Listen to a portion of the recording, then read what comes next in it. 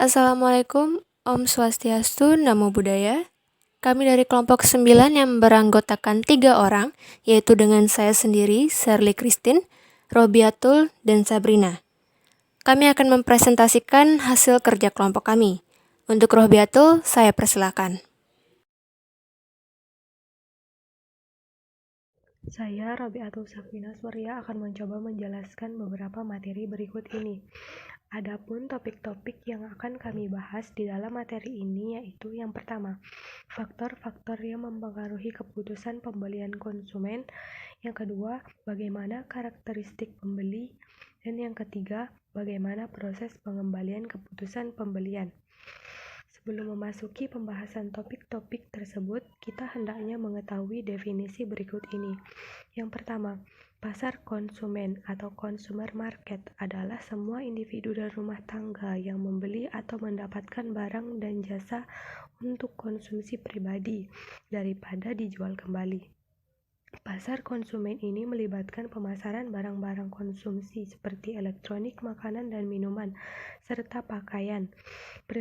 Yang kedua, perilaku pembelian konsumen atau consumer buyer behavior adalah perilaku pembelian konsumen akhir, perorangan, dan rumah tangga yang membeli barang dan jasa untuk konsumsi pribadi. Perilaku ini mengacu pada tindakan yang dilakukan baik online maupun offline untuk konsumen sebelum membeli produk atau jasa.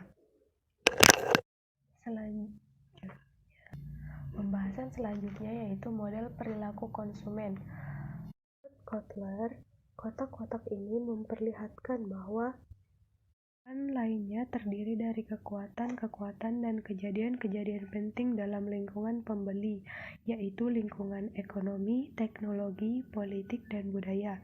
Semuanya akan melewati kotak hitam pembeli dan menghasilkan serangkaian tanggapan atau respon dari para pembeli yang bisa diteliti, sehingga pemasar perlu memahami apa yang terjadi dengan kotak hitam antara rangsangan dan tanggapan atau respon. Bisa kita perhatikan kotak-kotak yang terhubung dengan tanda panah ini. Menurut Kotler, kotak-kotak ini memperlihatkan bahwa rangsangan lainnya terdiri dari kekuatan-kekuatan dan kejadian-kejadian penting dalam lingkungan pembeli, yaitu lingkungan ekonomi, teknologi, politik, dan budaya. Semuanya akan melewati kotak hitam pembeli dan menghasilkan serangkaian tanggapan atau respon dari para pembeli yang bisa diteliti, sehingga pemasar perlu memahami apa yang terjadi dengan kotak hitam antara rangsangan dengan tanggapan atau respon. Baik, saya Sabrina Evi akan menjelaskan slide selanjutnya. Yang pertama, karakteristik yang mempengaruhi nilai konsumen. Yang pertama tuh ada faktor budaya. Di antaranya ada budaya, subbudaya atau subkultur, dan kelas sosial. Yang kedua itu faktor sosial.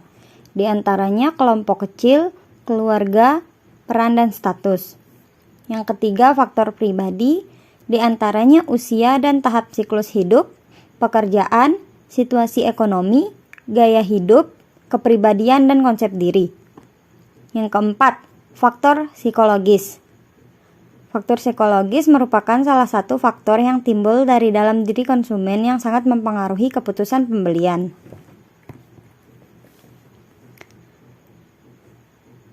Jenis perilaku keputusan pembelian.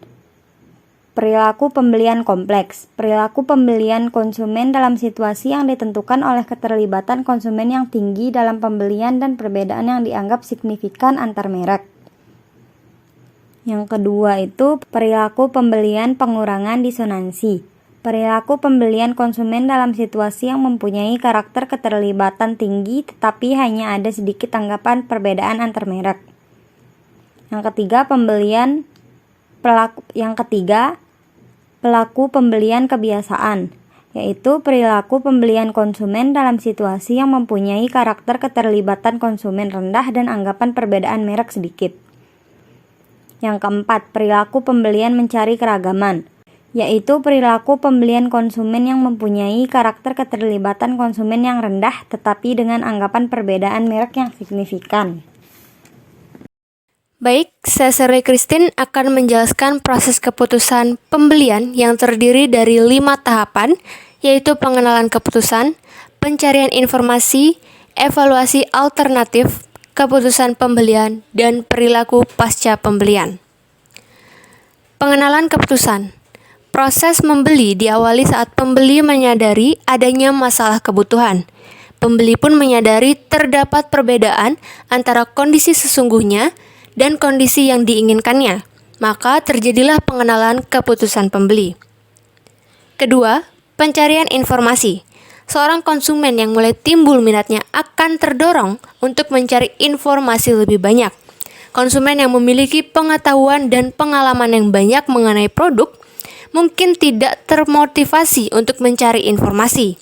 Sedangkan konsumen yang memiliki kepribadian sebagai senang mencari informasi, maka konsumen akan meluangkan waktu untuk mencari informasi yang lebih banyak.